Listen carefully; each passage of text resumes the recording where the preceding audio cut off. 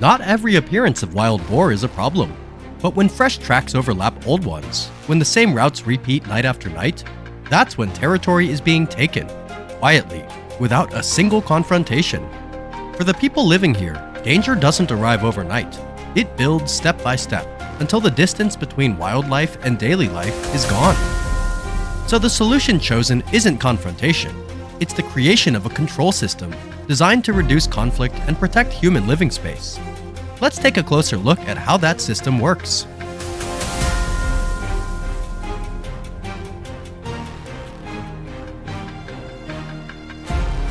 The Boar Buster system is installed after days of field scouting. Placement, approach angles, and timing are all calculated based on the herd's movement habits. As night falls, infrared cameras pick up the first movements from the forest edge. The boars don't rush the bait. They stop, watch, test the ground, study the frame. This is typical behavior of animals shaped by constant survival pressure. The system activates exactly as planned, but the drop happens just a fraction of a second too late. That tiny delay is enough. The most alert individuals sense the danger. Within seconds, the entire herd pulls back cleanly, leaving nothing behind but an empty trap. This isn't a failure of equipment, it's a mismatch between mechanical timing and the razor-fast instincts of wild animals.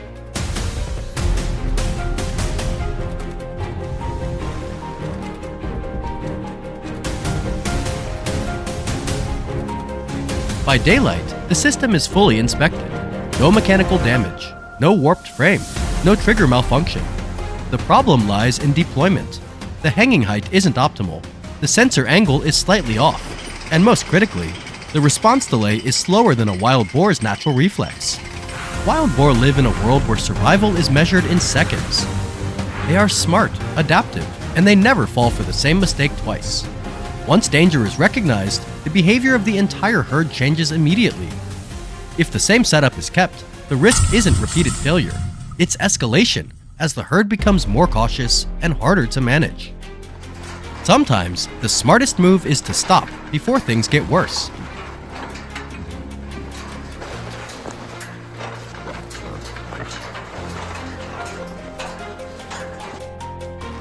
Instead of pushing forward, all activity is paused. This isn't hesitation, it's restraint, meant to avoid further imprinting stress or warning signals onto the herd. The system is rebuilt from scratch and tested through continuous demo runs. Every detail is measured: drop speed, approach angles, natural movement lines. The goal isn't the fastest reaction, it's the right one, consistent, predictable, reducing stress on both the animals and the surrounding environment.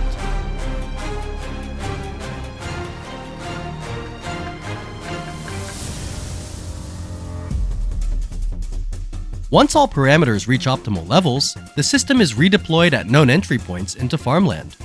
That night, the herd appears exactly along its usual route. This time, the control process completes cleanly. The trigger responds fast and accurately. No panic, no uncontrolled collisions, no spillover risk. More importantly than what happens that night is what happens afterward. The herd's familiar movement route is cut off, and just like that, peace is restored, allowing local farmers to return safely to their fields.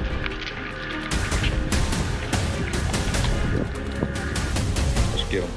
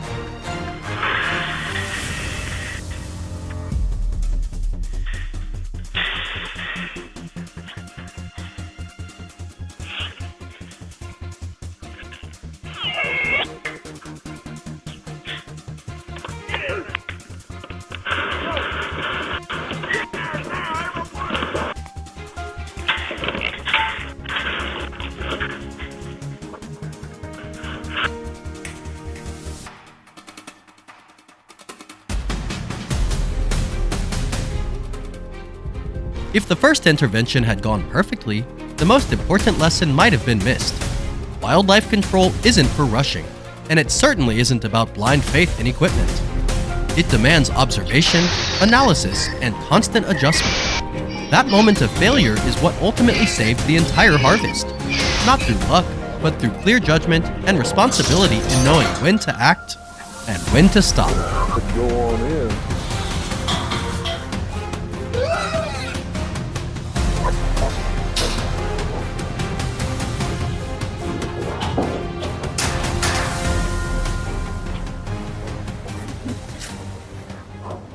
One, two, three.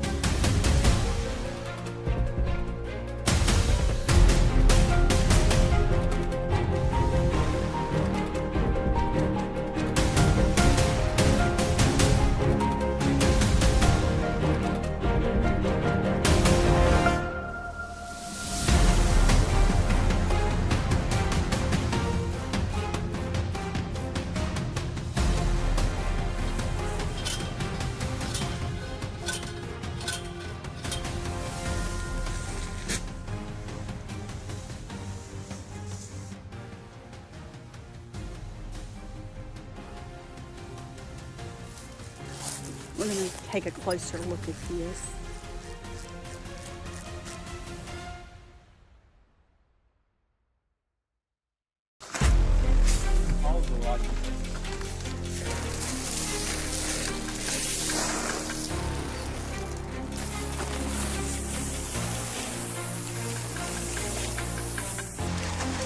Look at it.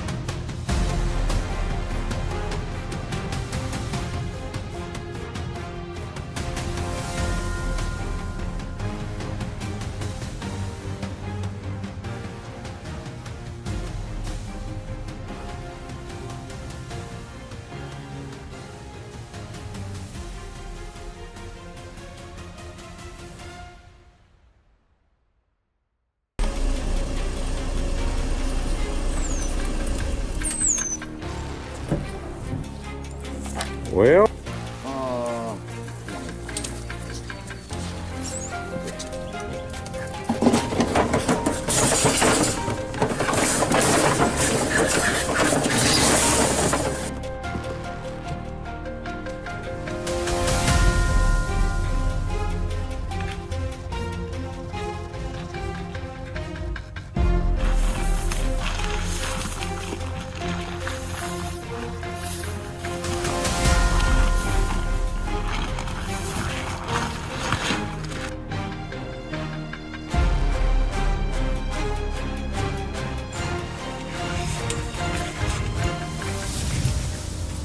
give a few feet.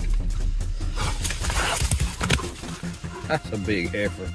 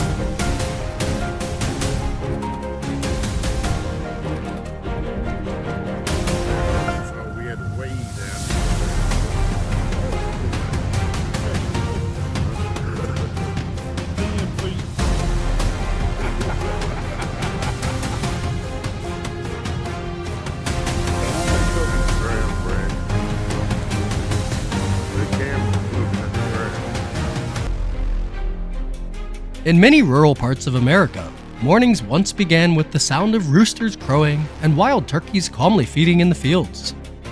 Quiet farmland, washed in early sunlight, carried a sense of peace that farmers had lived with their entire lives. But in recent years, that peace has started to disappear. At first, the signs were small: freshly rooted soil, broken fences, vegetable gardens destroyed overnight. Then, the turkeys began to vanish, without a trace. And finally, people saw them.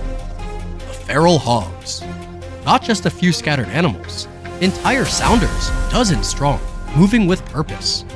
Smart, aggressive, fearless of humans. They tear through crops, spread disease, attack livestock, and in some cases, threaten the safety of families themselves. For many farmers, this is no longer just an environmental issue. This is a fight to protect their land, their families, and their communities.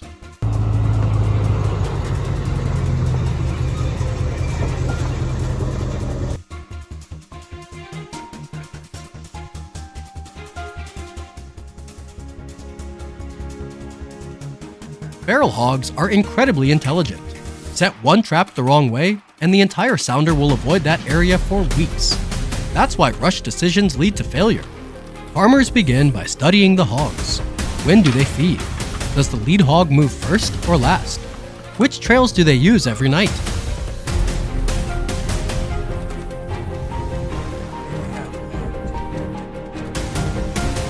Only then do the traps go in. These aren't simple snares meant to catch a pig or two. They're designed to drop only when the entire sounder is inside. So the group isn't spooked, and the problem isn't made worse. There are moments that take your breath away. 2 massive traps drop at the same time. 45 feral hogs captured in a single operation. In another location, 27 hogs caught with one clean drop, including the alpha hog, the one that had led repeated invasions for months. But it doesn't always go perfectly. Some nights, the sounder gets close, then turns away. Sometimes, the trap drops a few seconds too early, just seconds short of success. These moments teach farmers one hard truth. Patience is the key to beating wild animals.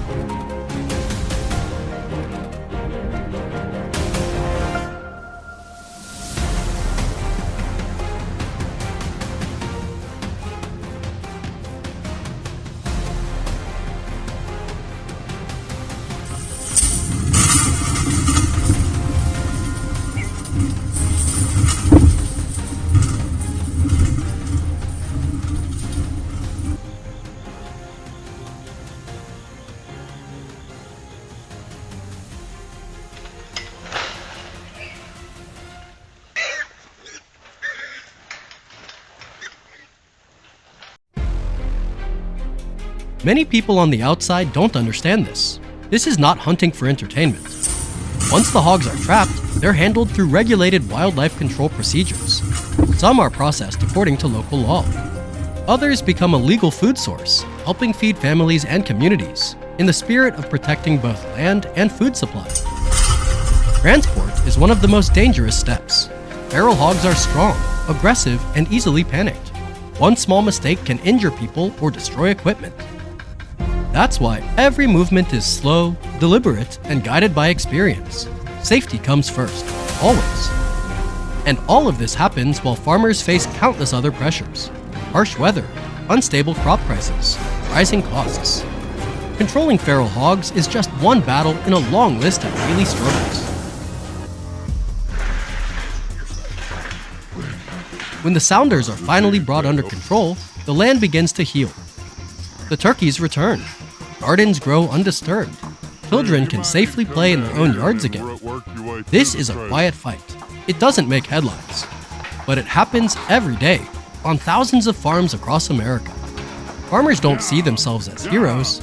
They're simply doing what must be done, protecting land they've spent a lifetime working, keeping balance between humans and nature.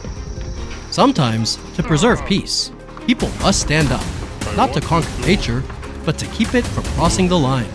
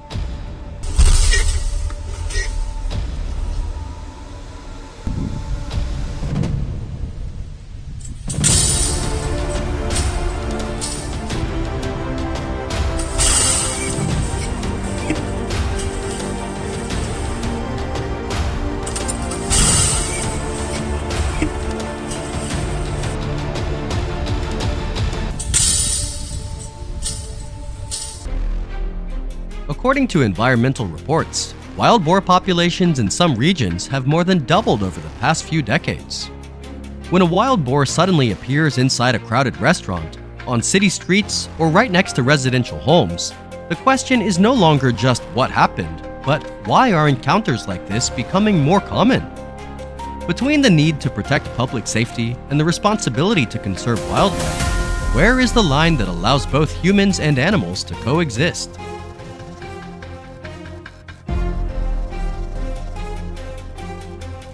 Imagine sitting in a restaurant, waiting for friends, or enjoying a quiet meal when an unexpected guest walks in. That scenario became reality on New Year's Day at a barbecue restaurant in Gumi City, Gyeongbuk Province, South Korea, when a wild boar wandered into a crowded public space.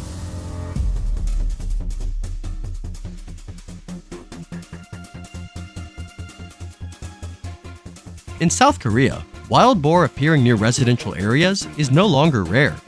In some forest regions, population density is estimated at 3 to 4 animals per square kilometer. This rapid growth not only affects agriculture, but also creates serious challenges for animal disease control, especially concerns related to African swine fever, ASF.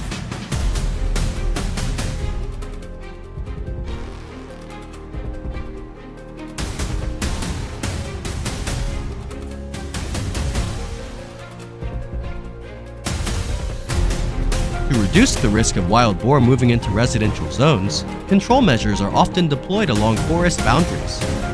One common method is the installation of specialized cage traps, familiar sights to hikers and residents living near mountainous terrain. These measures are not designed to harm animals, but to manage movement and reduce conflict between humans and wildlife.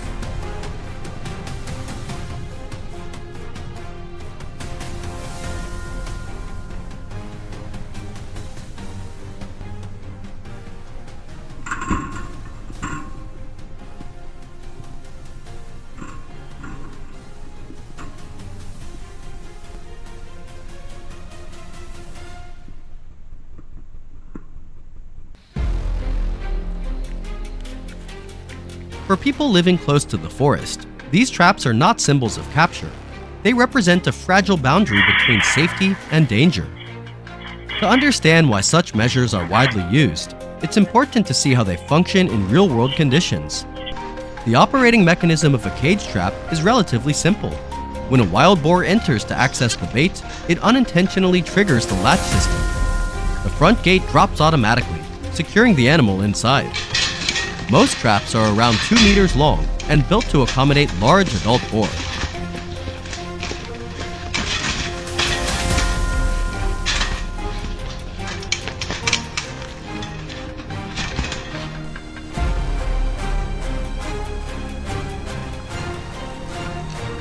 Trap effectiveness depends not only on design, but also on weather and boar behavior.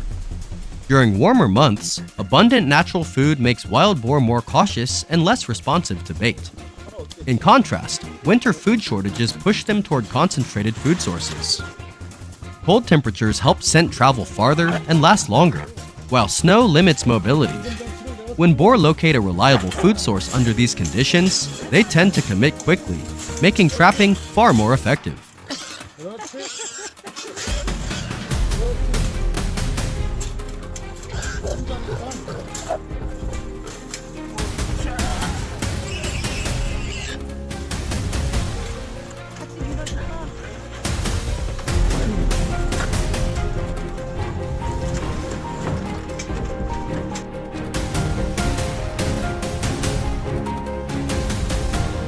Many cage traps use a one-way drop gate system. Once the gate falls, the exit is fully locked, preventing escape and allowing for more effective group control.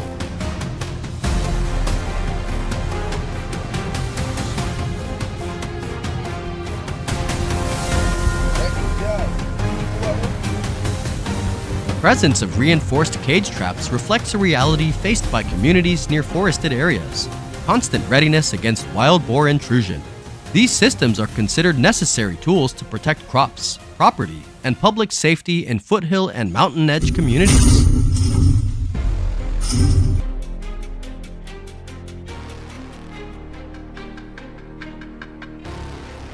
When space becomes restricted, wild boar often respond by charging or attempting to jump. For this reason, traps must be constructed with strong materials and sufficient height to ensure safety for both animals and people involved in control operations.